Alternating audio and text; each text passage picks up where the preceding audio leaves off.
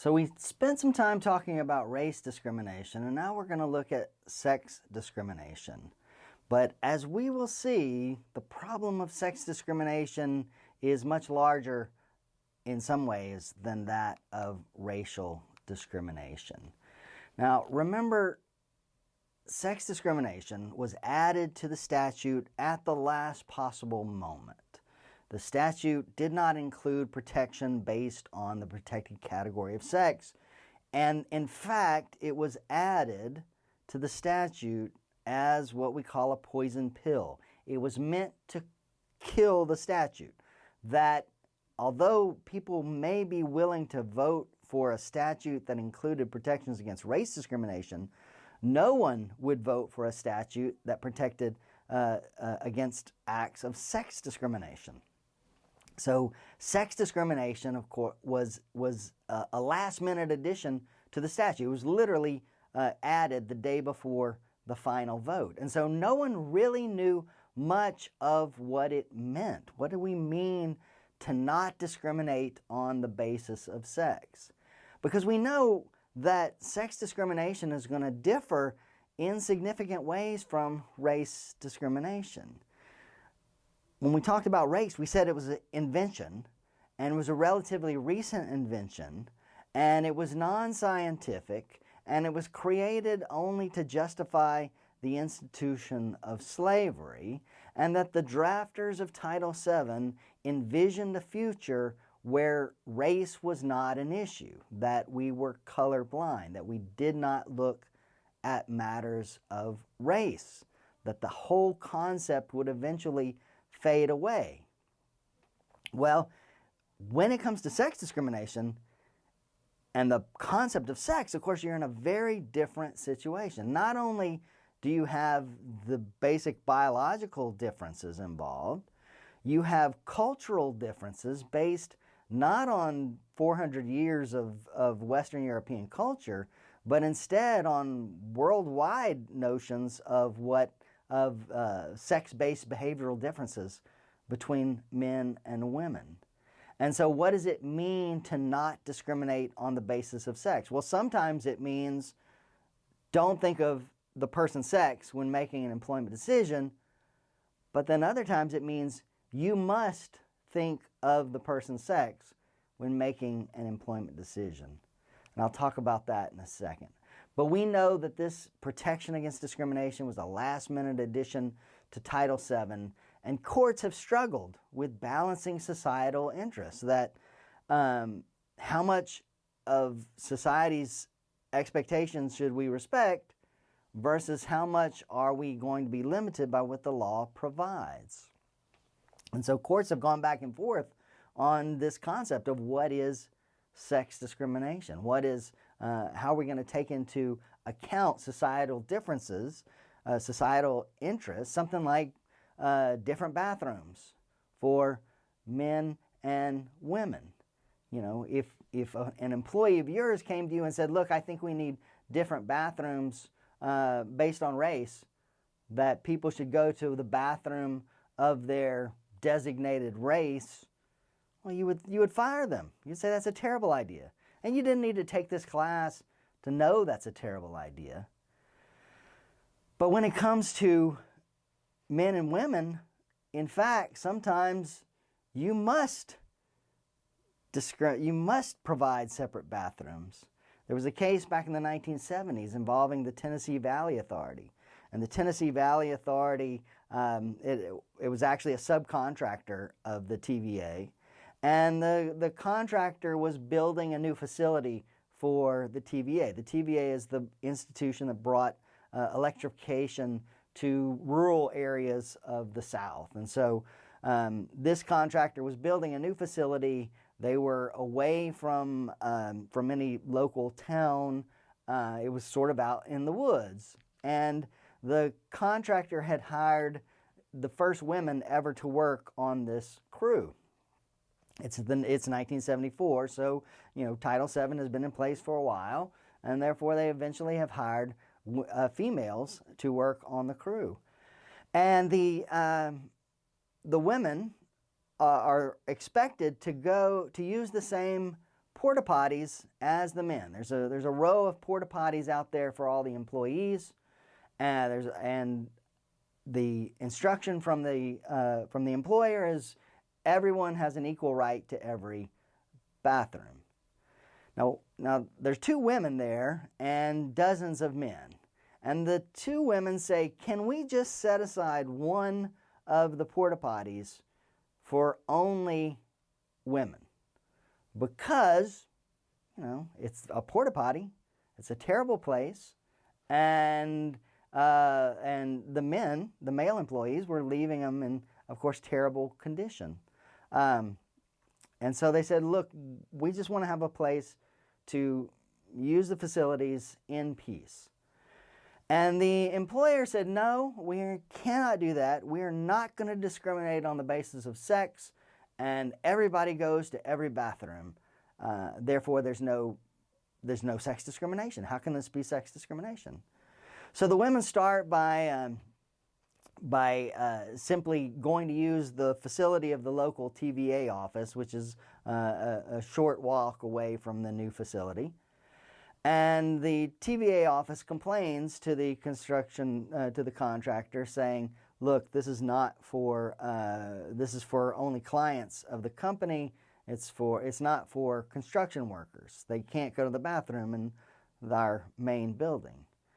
And so then the women start to wait until their break, and then on their break they will drive about a half a mile down the road to the local convenience store. They'll go to the bathroom, and then they will come back to work.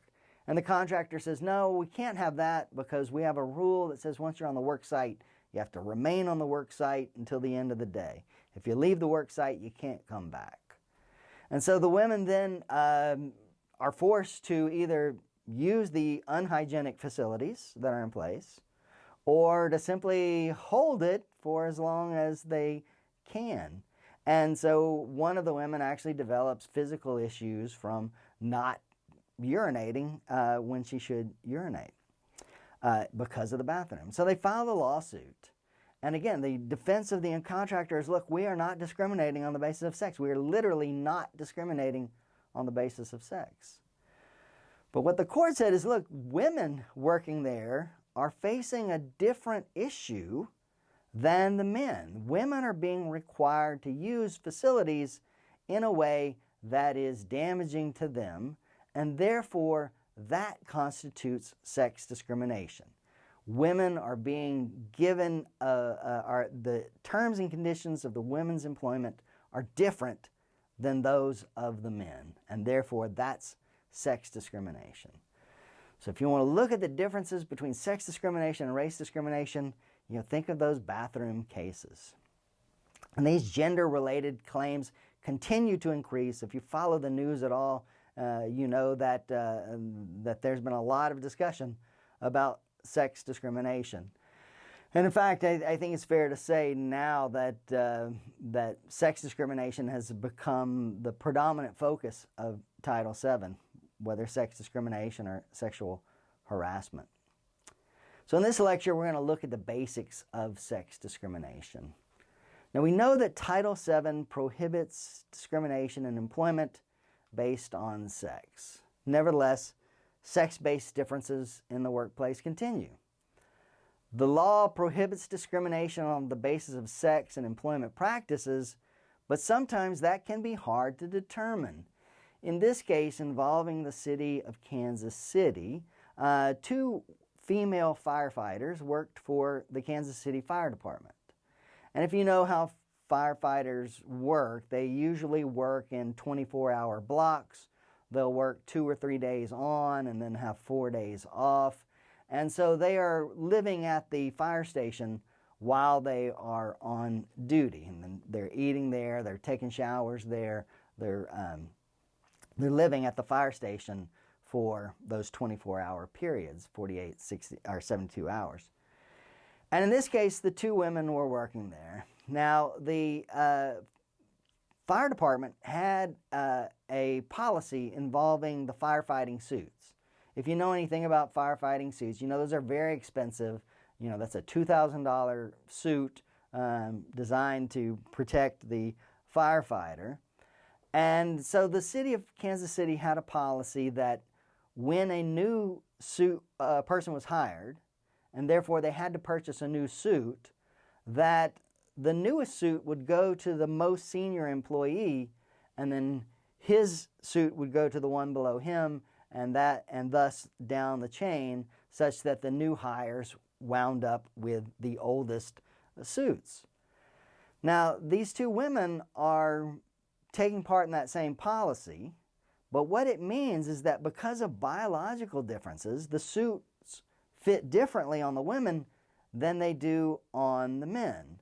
And so the women are being required to use suits that are not fitted properly. They also have a claim that they don't have a separate bathroom facility in order to shower. And so what they would do is when one of them goes to the bathroom, the other would stand at the door and guard the door, and then they would switch places, and then the same with the shower. But in any event, it was a very different type of employment than the male firefighters were getting.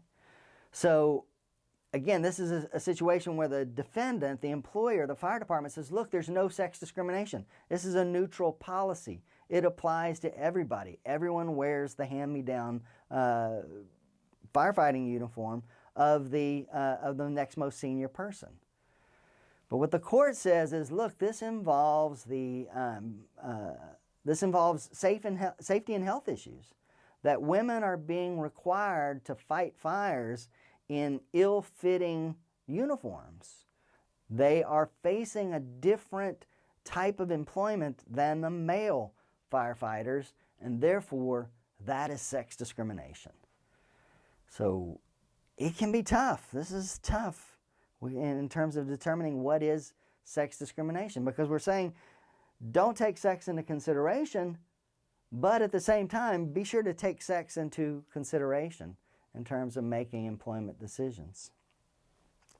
And sometimes policies may not appear to be illegal or be intended for illegal purposes, but have that effect. This case, Dotard versus Rawlinson, is one of the famous disparate impact cases. Ms. Dotard wanted to work as a correctional officer for the state of Alabama. And so she applied for the job, but was denied based on certain physical requirements that the state had in terms of you had to be at least 5'4" and you had to weigh at least 125 pounds in order to be a correctional officer. Now, no one's quite sure where those numbers came from, but those had always been the numbers used. And again, those numbers were meant to be neutral, that any woman over the more than 5'4" could apply. Any woman who weighed more than 125 pounds could apply. But instead, what happens? The classic disparate impact. A neutral policy that has a disproportionate impact on women. So even though the policy was not intended to be illegal and had been in place for years and years, it had the same effect as a policy designed to exclude women from the workplace. So when can we use sex? Well, sex can be a BFOQ, meaning we can cite a BFOQ. You must be of a certain sex, but those are very rare. BFOQ, remember, is not available for race or color discrimination. It's only slightly available for sex if you can show that having to hire a member of one sex goes to the essence of your business, that it is impossible to hire someone of the other sex based on concerns about the business. So where would we see this? Well, as we'll go through these, you'll see there was a lot of cases involving things like flight attendants that had historically been closed off to male applicants. However, so we know that those are not going to succeed. We have had cases involving morality, For instance, if you were if you had a lingerie store and you wanted to hire people to work with the customers who are buying lingerie, you may be able to claim that you have to hire a woman for that position, but you're going to have to be able to justify that. It usually is only in certain limited circumstances.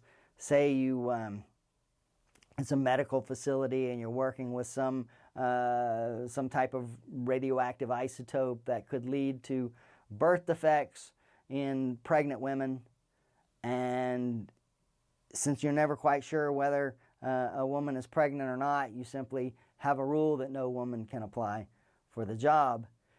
That may be rise to the level of BFOQ, but in essence, this BFOQ is very difficult to assert for sex. It's going to be much easier for national origin and be even greatly easy for religion or sex or age discrimination. So attempts to use a gender-based, a sex-based BFOQ rarely succeed. In this case, Diaz versus Pan American. Pan American, the airline at the time, had a rule that, like every airline, they would only hire women as flight attendants, that they refused to hire men. Mr. Diaz applied for a job with Pan Am and was denied. And when he filed suit, what Pan Am said, their argument was, we have to hire women for the job because women have a special caretaking ability that men don't have. That the fundamental nature of what a flight attendant does has to do with taking care of the passengers on the flight, whether that's serving them drinks or giving them food or helping them out of a burning airplane. They must take care of the passengers on the flight. And Pan Am says women have the ability to take care of people better than men, and therefore we must hire women for this job. Well, that goes to the court, and the court says, well, there may be more women who are good caretakers than men. At the same time, there may be men who would be excellent caretakers.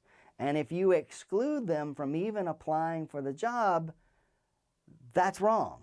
That's sex discrimination.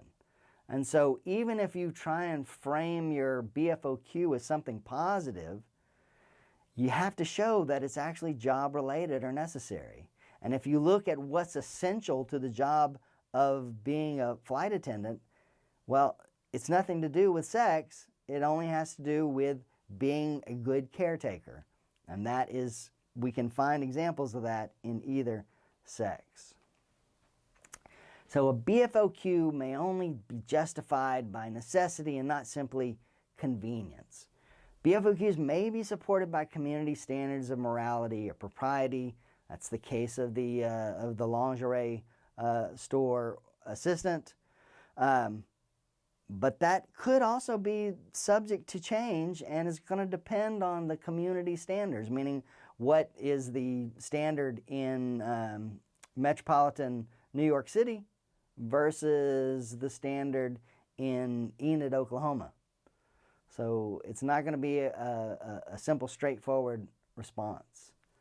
Another type of discrimination has to do with sex stereotyping, which is to say we cannot make decisions based on our stereotypes of how women should behave. We can't make decisions based on what we think a man or a woman, how we think they should act. That those stereotypes are also illegal discrimination. This sex stereotyping case came out of a case involving the accounting firm of Price Waterhouse. And in this case, Ms. Hopkins had applied for to be a partner at the firm. She had been an associate accountant for a number of years and wanted to become a partner. And becoming a partner is a big thing because it changes your employee status from, you change your status from employee to owner. And so there's a lot of money involved, there's a lot of prestige involved, and it's your whole future. And so Ms. Hopkins had applied for this position as a partner with a firm. And the firm had, what they did is they would send around questionnaires to all the other partners as to what they believed would be the outlook for Miss Hopkins as a partner. Would this person be a good partner for the firm to take on? And there were some mixed results. Some said she was doing great, she was doing a good job, she had a good client base, and therefore would be a good partner. Others criticized some of her efforts at work. And there were also criticisms of her as a person, saying that she was too brusque, she was too abrupt, that she needed to go to charm school, that she needed to wear more dresses and more makeup and present herself in a more feminine manner, because that's what people expected of their female accountants. And so the firm did not make her a partner, and she filed a lawsuit saying she is being treated differently than men in the same position, that those complaints about needing to wear a dress or makeup or go to charm school would not be the complaints made against a man, and therefore she was suffering sex discrimination. And so we have prevented sex stereotyping as an illegal form of sex discrimination. This Price-Water case involved something called the mixed motive factor, which is to say, what does a court do if in fact an illegal factor was considered, something like sex stereotyping, along with legitimate concerns? Say, this person's not generating enough money, or this person doesn't have enough business contacts, they don't have a sufficient client base. Because those were some of the complaints about Miss Hopkins. Well, in the Supreme Court decision, there was, what the court said is, let's send it back to the trial court and let them figure out what was the dominant motive. Was the dominant motive illegal, sex stereotyping, or was it legal justifications based on work product or quality? Well, all of that went away as a result of the Civil Rights Act of 1991. The Civil Rights Act of 1991 said that you can never use an illegal factor in making an employment decision, and that if you use an illegal factor, even if it's incredibly minor, if it is 1% of your decision and 99% of your decision is based on legal factors, the entire decision is illegal. So keep that mixed motive problem in mind as you handle your writing assignments in this class.